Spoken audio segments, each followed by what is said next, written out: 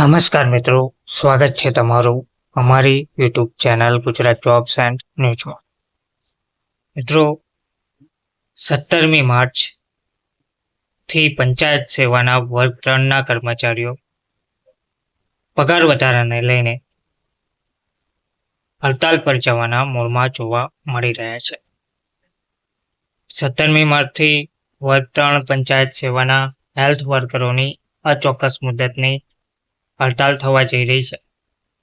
ગુજરાત રાજ્ય પંચાયતી સેવા વર્ગ 3ના આરોગ્ય કર્મચારી, જિલ્લા કક્ષાના સુપરવાઇઝર સહિત 25,000 જેટલા કર્મચારીઓ આગામી તારીખ 17મી માર્ચથી અચોક્કસ મુદતની હડતાલ પર ઉતરશે. પગાર વધારા સહિતની માંગણીઓને લઈને છેલ્લા કેટલાક સમયથી હેલ્થ કર્મચારીઓ લડત ચલાવી રહ્યા છે.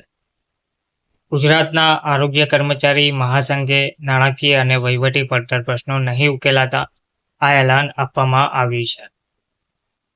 આમ તારીખ 17મી માર્ચથી ગ્રામીણ ક્ષેત્રની આરોગ્ય સેવાને પણ મોટા પાયે અસર જોવા મળશે. પંચાયત સેવા વર્ગ 3ના આરોગ્ય વર્કર, જિલ્લા કક્ષાના સુપરવાઇઝર સહિતના 25,000 કર્મચારીઓ દ્વારા આ નિર્ણય લેવામાં આવ્યો છે. વધુમાં તેમણે જણાવ્યું છે કે આ સાથે જ પંચાયત સેવાના આરોગ્ય કર્મચારીઓ ગાંધી ચિંધ્યા માર્ગે આંદોલન કરશે.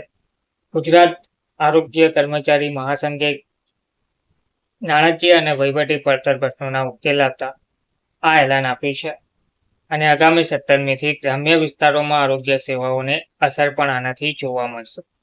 25,000 કર્મી લડતના માર્ગે સેવાના વગેરે ઓફલાઈન પ્રદર્શિત કરશે. નાણાકીય પ્રશ્નો જે ઘણા લાંબા સમયથી માંગ કરવામાં આવી છે તેનો ઉકેલ ના આવતા તેમને રજૂઆતો પણ ઘણીવાર કરી છે, પરંતુ તેમ છતાં તેમનો ઉકેલ આવ્યો નથી. પંચાયત સેવાના હેલ્થ વર્કર કેડરને મળતો 1900 ગ્રેડ પેને બદલે 2800 ગ્રેડ પે તેમજ સુપરવાઇઝર વગેરેમાં 2400ને બદલે 4200 ગ્રેડ પે લાગુ કરવાની માંગણી કરાઈ હતી. બીજી તરફ ખાતાકીય પરીક્ષા કેડર રદ સહિતના મુદ્દે આંદોલન કરવામાં આવશે તેવું મહાસંઘના પ્રમુખે જણાવ્યું છે. તાજેતરમાં જ પંચાયત હેલ્થ વર્કરો, સુપરવાઇઝરો એ કરેલી કામગીરીનો ઓનલાઈન રિપોર્ટ નહીં બનાવીને વિરોધ કર્યો હતો. હવે આગામી 17મીથી અચોક્કસ મુદતની હડતાલનું એલાન અપાયું છે. સાથે જ ગાંધી ચિંધ્યા માર્ગે અલગ અલગ કાર્યક્રમો અપાશે. ગ્રામ્ય ક્ષેત્રમાં આરોગ્ય સેવા ખોરવાય તો તેના માટે સરકાર જવાબદાર રહેશે તેમ પણ આરોગ્ય કર્મચારી મહાસંઘે જાહેર કર્યું છે. આમ આગામી દિવસોમાં પંચાયત સેવાના હેલ્થ વર્કરોની હડતાલના પગલે ગ્રામીણ આરોગ્ય સેવાને મોટા પાયે અસર થશે. અંદાજે 25,000 જેટલા કર્મચારીઓ આ લડતમાં સામેલ થવા જઈ રહ્યા છે.